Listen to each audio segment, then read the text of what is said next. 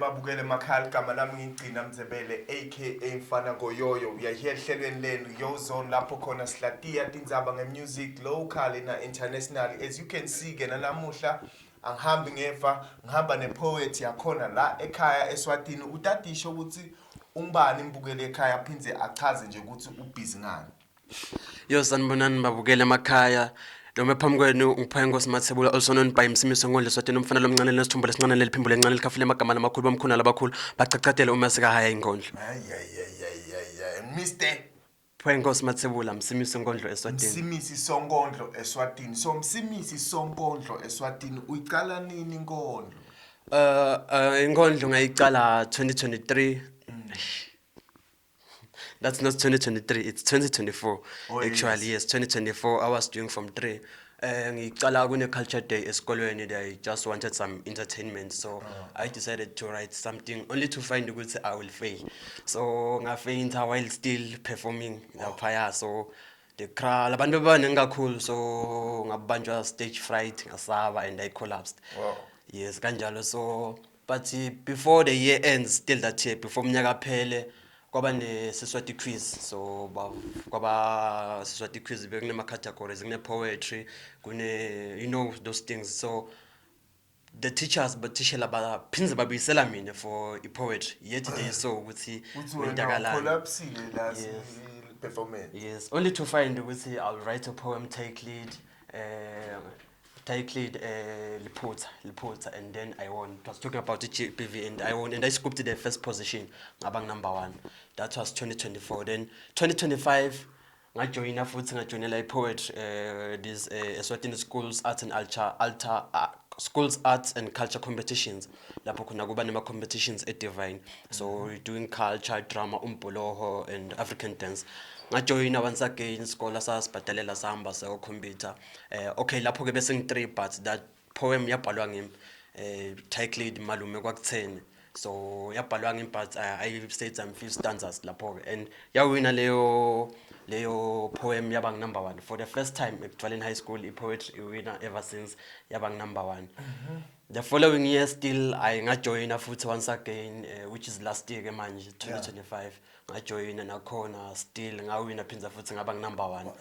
The poem titled nakhona I was talking about drug abuse, nakhona ngaba number 1 scooping my trophies. Yes, so far. And manje I've been nominated as the best upcoming poet under the OGF movement poetry awards. So I was nominated as the best upcoming poet. OGF movement. Yes.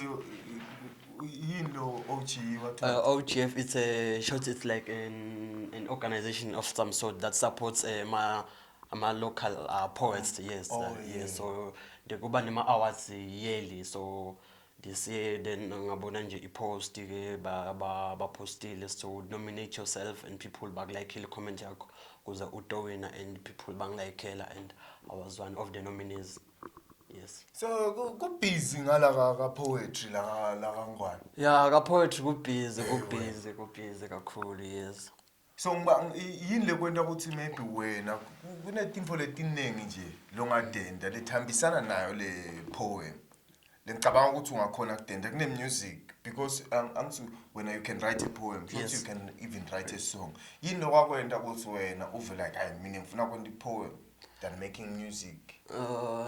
I just feel like with poetry I can express my feelings the best way, because I'm one of a person novangazi ukuthi my opinion or my thoughts bonke abantu bangawalalela bawe. So I just feel like with poetry is the best lapho khona ngakhona express lama feelings ami khona, ngibhale khona ukuthi mina ngidiva kanjani, ngibhale khona ukuthi mina ngicabanga kanjani, and bantu bakhona ngiva bakhona bangilalela, because if ngaka express leyo thought lengiva ngaleso sikhathi, I just feel like I'm being oppressed, like ngiyabanzeteleka. So which is why I decided to do poetry. Oh yeah. So yes, when content yakho it's about what? A poetry. Because lo munye angafika athi yabo mina ema poem ami ngwabhala based on the Bible, uyabona? Yes. Lo munye angafika athi mina ema poem ami ngwabhala based on lempilo nje in the block or yabona in the hood. Yabona lo munye angaba like mina ema poem ami ngwabhala based on tintfo letenteka maybe esikolweni ema problems noma tintfo wena nje like I content yakho ingani mina ngibhala based on the things leti relevant kula malanga letenteka mostly ku youth. Yes, letenteka kubantu labasha. So I focus on those things, mainly my drugs, abortion, failed love affairs, tintfo letifana leto bo suicide, GBV, tintfo letifana leto. That's what I focus on ngibhale ngakho. So my audience very mostly is the youth. It's the youth, yes, youth, bantu labasha, yes, because bantu labasha ish kula malanga, wow, yo ba packed into things letikabi kakhulu bo njengoba ngisho bo drug abuse, tintfo letifana naleto, failed love affairs. So lo munye umuntu angathatha like ukuthi maybe poem abhale ngetintfo maybe betenteka a long time ago. Yini wena lo kwentako kukhona ukuthi le content yakho ibe relevant. So I told you ekuqaleni ukuthi mina poetry I chose it because I feel like I have to express my thoughts and my views and something and so on. So mina I write as the victim. Maybe la kwendeke khona letimvo maybe le njengoba ngikutshela labo failed love affairs bo drug abuse. I write as the victim njengalo muntu maybe lo la kule situation leyo ke ngithi express as mina ngingilo muntu ngibhale. For example, I've been it was a failed love affair. Maybe someone cheated on me. So I write as the victim, cheated, so that I can express my feelings. Ukuthi ngingafila kanjani if someone have cheated on me. That's how I write it. So the story usikhona kanjani ukuthi usibhale le story? Usuke maybe lemvo ukile yini wabakiyo or maybe uyibonile. Yes. Or maybe ufile ngayo. Or maybe you have read of it, yabo wayifunda somewhere. Yes, kuba kanje mostly kuba something maybe le ngicabangile ukuthi this thing can happen or leke yendeka or liyendeka kuvele but lesangaze yendeka kimi, but and express my feeling ukuthi mina ngafila kanjani kungendekani. When it comes for example ku drug abuse, I write ukuthi what leads to my drug abuse. What maybe the community, the country, temtama labatendako kuze bazame ku eliminate drug abuse. So timbo letfana leto ke ma shothi ngaba ma problems and how they are resolved. No, yes, that's how I write. So as in Swati ke, because remember ushite ekuqaleni wathi ngubani ke? Msimi Sonkondla Swatini. Like your real name nje. Pwengosi Mathebula. Pwengosi Masebula. La Mathebula sinanatelo sakho. Umkholelo Sonto Uconza. Yayivala endzaba. Shothi uSwati wena phaca. So as it Swati wena, how does the culture of emaswati as wena now uLswati influencer ipoem yakho? Please come again and understand your question. Like ukuthi yini lekhomba ku poem yakho ukuthi wena iya eSwazi? Oh yes. Lokukhomba ku poem yami ukuthi ngiLswati, it will be the tisho letaba khona ku poetry yami. Yes, and nemagama lakhethekile.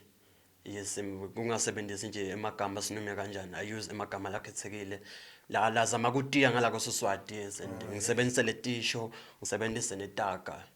Yes. Oh yeah, lo ukhomba ukuthi no leli Swazi phaca. Yes, and also ngibhale ngeSwazi content, ngibhale ngemvuvule le yendekako la eSwatini la kaNgwane. Ngingabhali ngemvule lengendeke le ndeka kulamanye amave.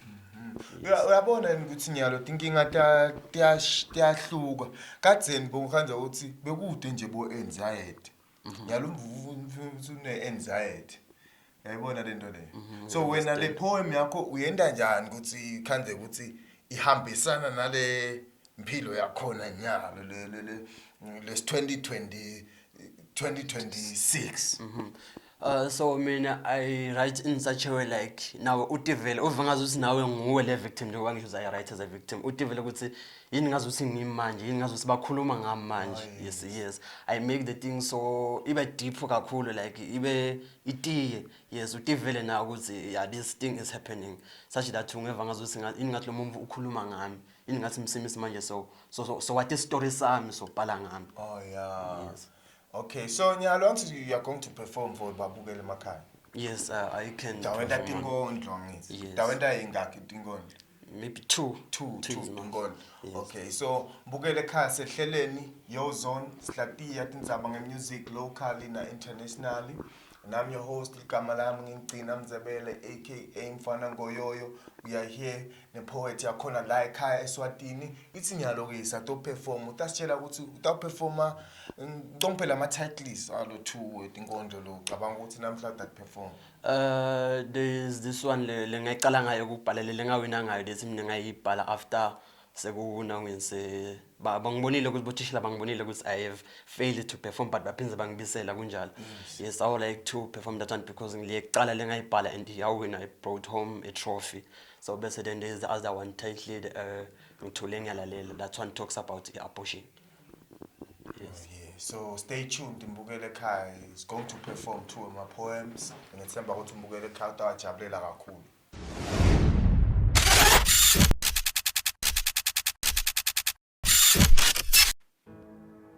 Iliphuthane lendeka ukuthi lo wami lo wangilethe emhlabeni angisheda endleni takho futhi njalo uma sahamba kunomhlaba bekathi ungishiya kumnakabo kanti yakabuthi elangeni langalinye wena yagucuke kube ingonja kulesitiba lengangiphila kuso kunye nawo kungako namuhla ngibhala lenankondlo ngiphethele nanzambo ngilandzela nangilo wangilethe emhlabeni sibindi sakho sengonya singimasha yaxothule bufakazi nginabonali likusasa lami lichabalele sikwenta umhlanganise netibonza ngivele dilonza njalo uma sewufuna kuphokela inkhanuko ngemdimba wami sikwenta umhlanganise nendunduma itibhakele njalo uma sewuhlehlebula tembatho tami utitshela ukuthi sisobabili kanti bungcunu bami sekutawubonwa ngumhlaba wonke kungako namuhla ngiphethele nanzambo ngibhala lenankondlo ngilandzela nangilo wangilethe emhlabeni angisakwathi ngichubeke tifundweni tami imibuto lengihlangabetana nayo bontanga seyangekhamba banekungibuta ukuthi lo mphefumulo lengawulethe emhlabeni lokungumphumela waletiga lo ungigilisa tona ngiushena bani uma ngilapha ngalesi sikhathi ingani ngathi ngithi ngiyanhlanhlaseka ngifuna isito indzaba yami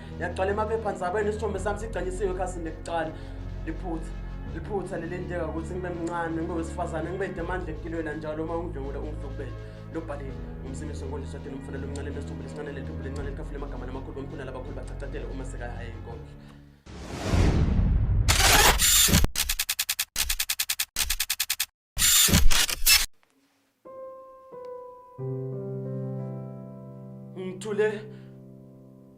Ngithule ngiyalalela kancane ngiva liphimbo lelincane ekhathi emthoyi liyakhala ngumphefumulo lomncane longenacala lohambe emhlabeni ngetindlela tebucala uthi kimi sonkondlo wemhlaba kulomhlaba ngihambe kabuhlungu ungasathi ke nesono sami ngoba kude naloke wahlala namphaso ngehlulela ngawuke ngiyahluleka kuthula ngisafuna indlela yekutiphindisela kuze kungaze kuphinzeke nakubafowethu yebo ke ngiyakhuluma manje kangivakali ngiyanibonisa manje kanembuleleki ngoba nini nembethe inkohlakalo sengikwathi ikhipha sisi neminyaka leli-15 yebo ke noma ningangisola kepha indlela temsolo ngitivimbile njengoba naye wangivimbela ukuthi ngibone buhle bemhlaba wangifumbathisa liphilisi lelangihlukubeda ngaze ngathi khanza ngisenza wena imangcoliso ngiphila nemimoya lengingayadi ngiyo ke ngingadi nekuthi ngidawuthi ngingibani ngoba ngahamba emhlabeni ngingaphiwanga neligama ngeva emadula amaceka dicakala taceka ngathi ngithi ngiphakamise emehlo ngiyabuka ngifuna uyise wembeka icala ngihlangana naye ematilongweni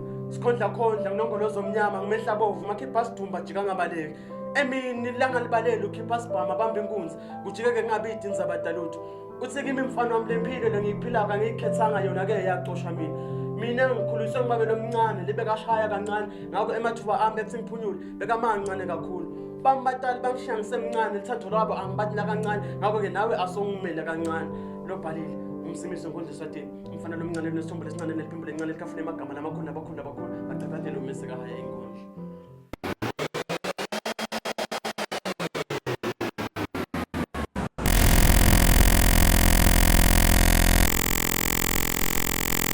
Yo, welcome back babukele emakhaya sesibuyile sicetha ku-experience tinkondlo letimnanzi kakhulu ngethemba ukuthi umbukele ekhaya naye nyalo nje kuma emotions nami lapha bese kuthi angikhale lapha emva kwesivalo ngiva ukuthi no le performance lena iyabhetha lena so yini le inspiration lama poems laka so khona naye lecala nje lo cale ngayo ayibona le not liyekuqala ngathi yes2 le mfana lo se Yes, lokhala toilet Yes. yini le inspiration ukuthi ukhange sobhala ipoem le kanjalo nje into letendekako leto yes but yini le yakwenda ukuthi wena ukhona ukuspota ukuthi okay let me talk about this.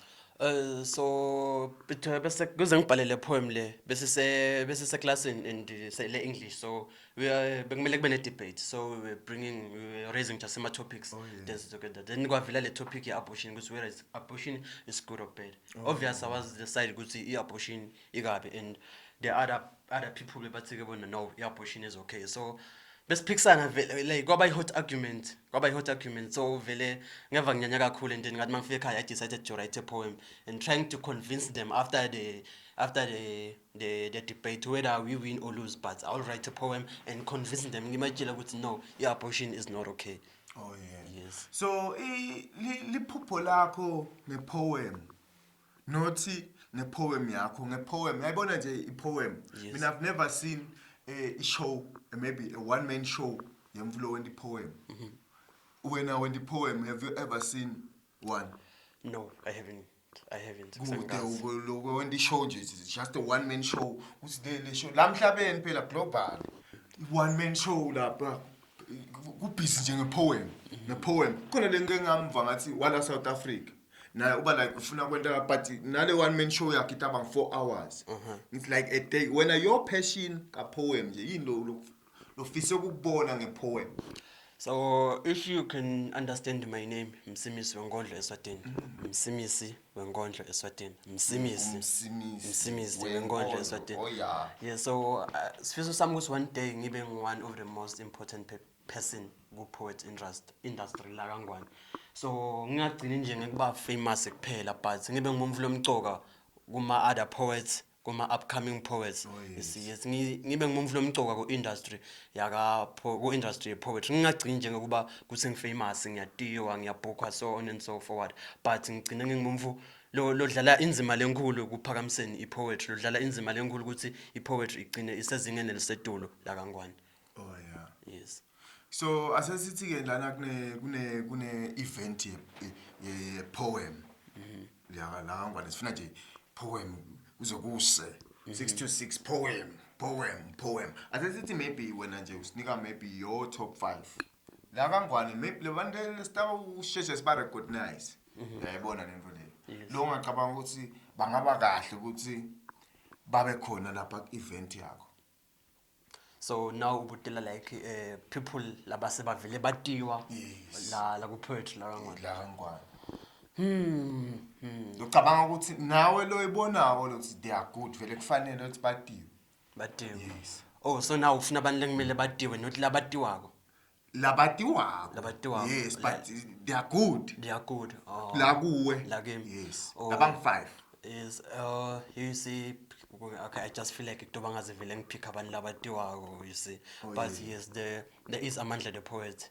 Yes, I love that guy. My poems are Arabic called Amandla the poet. There is also Christian Mars, song is Christian Mars. Yes, there is this one called Sun Life the poet. Yes, Sun Life the poet. Yes, I like his poems.